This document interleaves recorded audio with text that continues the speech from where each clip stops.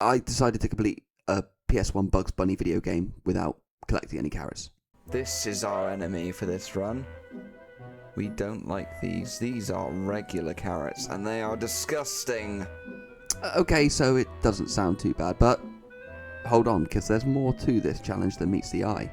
Bugs Bunny Lost in Time was released in 1999 for the PS1 and Windows, and it has a soft spot in my heart because it was the first video game that I ever played all the way through to completion.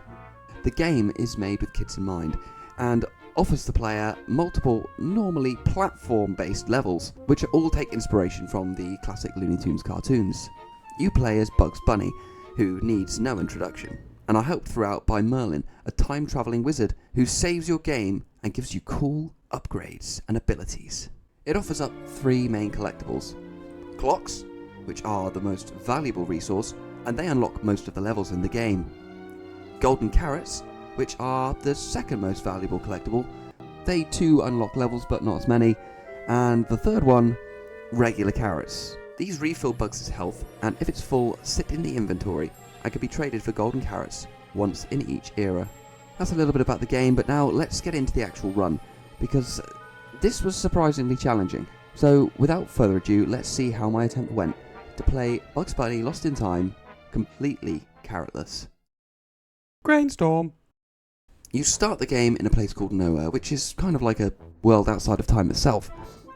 It teaches you what abilities Bugs can use, such as using his ears as propellers to slowly descend onto fragile platforms, the ability to pick things up like mallets, and throw things like apples. To be honest, it's pretty easy, and the carrots in this level are pretty few and far between. Let's get going. I can't help but notice that there are these signs all around with this very weird looking face on, which is obviously Merlin. Whoa. Yeah, I didn't realise I got that carrot at the beginning there, and kind of played for 2 hours afterwards, not realising it was in my inventory. So I had to restart the run. Aside from this mishap though, Nowhere was actually pretty easy. I managed to get all of the golden carrots without too much trouble, and I unlocked the next era, the Stone Age. The Stone Age era is the first main area of the game, and although the level is pretty easy, platforming wise at least, the carrots seem to be more plentiful, and they're definitely placed right in the player's path. Despite this, the first level goes pretty well for the most part. I jump on some dinosaurs, even best Elmer Fudd in a game of Jump on Your Head. We get quite far into the level of fact until, finally, we get our first carrot. Now, I'm using save states because I'm playing this on PC, so every time I collect a carrot, I make a rule that I have to reset to my last save point or checkpoint. Now, this section took me longer than I would care to admit, but eventually we got to the end and went on to the next level, which was an Elmer Fudd boss battle. This was another easy one, as there were only a few easy to avoid carrots dotted around the outside of the arena. However, this level did bring to my attention something I had not considered: item placement, or carrot placement. Basically what I mean by this is sometimes clocks can just fly into a group of carrots and be uncollectible, and so you have to reset the area to get it. Or sometimes if you kill an enemy, carrots will spawn from them and go right in your path, and you won't be able to get past without collecting them, again forcing you to reset. Luckily on my second try, clock placement was a lot better, so on to the next era, which is the Pirate Years. The first level of this era proved to be a lot more tricky than the Stone Age right off the bat. The first level is very long, and is mostly comprised of long boardwalks with little room for movement. We also got introduced in this level to another of our mortal enemies, the Acme Box, which, upon being broken, pretty much spew carrots in every single direction. Should I just... No. Unfortunately, they need to be broken to collect a clock, so we carried on cautiously. The level was absolute agony to get through. There were carrots everywhere, and the placement was never good. Even the wildlife was out to get me, and I'm not talking about those pesky little crabs. Oh, okay. Wow. We eventually bested the level, beat Sam, and moved on to the 1930s, the next era. This one had 2 levels before we moved on, and for the most part they were a lot better. No more narrow boardwalks to navigate, and nice empty spaces to run around in. The puzzles, designed for, I'll emphasise, for children, or a walk in the park. Mostly, if I was paying attention. I feel like we were only here like an hour ago. I was not watching that at all. I was pitted against two gangsters, Rocky and Muggsy, and had to stop them from robbing a bank in the first level. And in the second, I scaled a health and safety nightmare of a building to beat their asses for a second time. The second level did prove a little challenging in some places, and it was clear that carrot placement would be more of a problem than I'd realised throughout the run. Not much more to say about these levels now, but let's move on to the medieval period, which was a problem, at least to begin with. This era is home to the mischievous Witch Hazel, but before I went toe-to-toe with her, I visited Merlin, who had a homestead just outside the castle grounds, and I was met with a nasty surprise. Hey, Moyle. Oh! What the f*** was that, Merlin? You're supposed to be my friend, Merlin. Why are you throwing carrots at me like that, bro? Oh, and Daffy Duck was there too. He was an absolute nuisance. This was another long level, but Bugs and I got through it carrotless, avoiding dragons, lava, and evil guys with giant hammers who were very, very British sounding.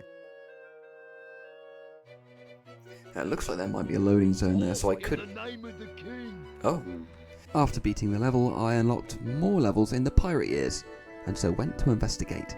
The first of these levels was a boss level, similar to the Elmer Fudd level, but this time it was versus Sam. This is where we hit our first issue of the run. In this level, you have to propel Sam's projectiles back at his ship to ultimately sink it.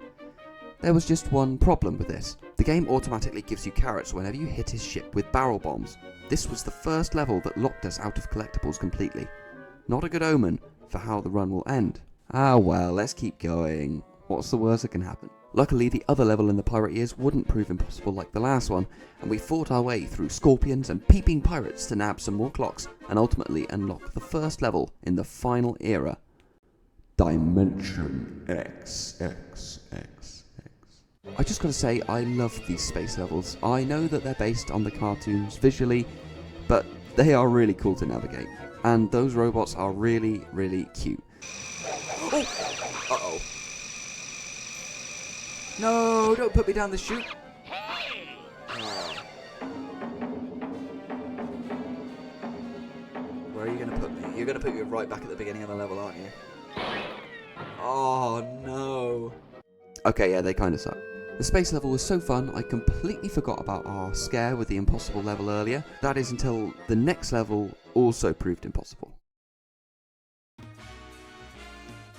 This level, set in the 1930s, is vastly different to anything that's come before. It's an auto-scroller, you're in a car, you have to avoid all the collisions, and nothing can really stop you from moving forward. Just seconds into the level, we encountered this. I'm not... Now you might think that this carrot is impassable, and that's the end of the run, but you'd be wrong, because, skilled gamer that I am, I managed to do this. Don't think we can get past that. Yeah. Looks impossible, but it's not. We got through it. However, aside from the fact that this level was absolute hell to try and do carrotless, take a look at some of these clips. Oh, don't collect any carrots, please. Easier to weave in and out of the carrots. This section seems... oh. Never mind. Oh. Eventually we got to the first loading zone. After the first loading zone, there is a section that stops me from being able to control Bugs. And right at the beginning of this section, whilst Bugs is uncontrollable, there is a carrot placed right in my path. Why is this carrot placed here? No idea. You think the game was trying to heal you, right? Well, you'd be wrong, because the game actually full heals you before you can collect this carrot. So you just can't complete the level. Great. Thanks. Thanks, game. Thanks a lot. I think it's worth noting at this point that, given that this is a kids game, it wants to make the experience as easy as possible at all times, so carrots are placed in such a way that if you were playing just blindly running around, then you collect plenty without even thinking. Unfortunately for me, that makes the game that much harder. Another thing to note at this point is that, despite the fact this is a kids game, the criteria for carrying on with the game and progressing is incredibly tight. It's like 95% of collectibles you have to have at this point in the game just to unlock the next level. This is the point where I hit a roadblock. I was running low now on accessible collectibles, given that some had already been locked behind impossible situations, and others were locked behind power-ups that I didn't yet possess. I backtracked to the space level and luckily managed to nab 2 clocks that I'd missed blindly, and this was enough to unlock the next level. Unfortunately, it was a boss level, so I wasn't expecting a huge amount of collectibles. However, luck was on my side, because this level contained 4 whole clocks. What I didn't anticipate is it also contained something else. Wow! What a big carrot! Is that a giant carrot?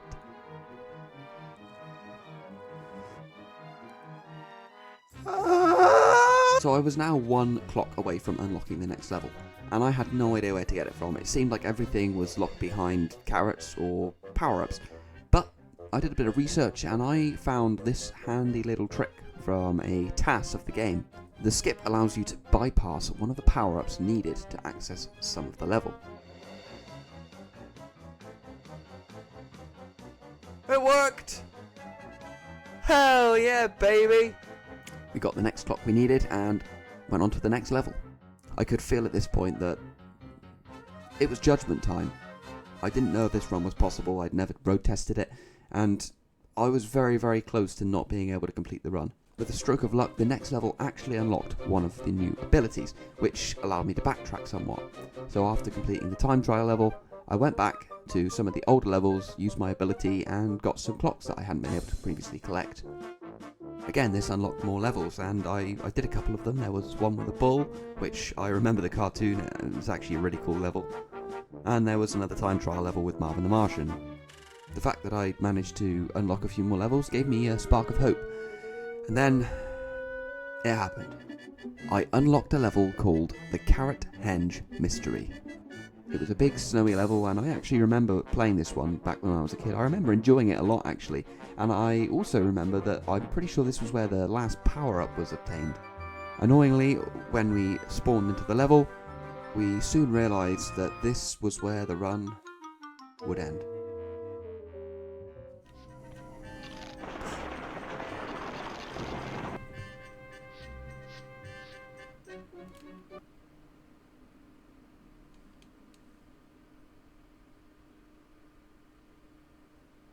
Are you kidding me?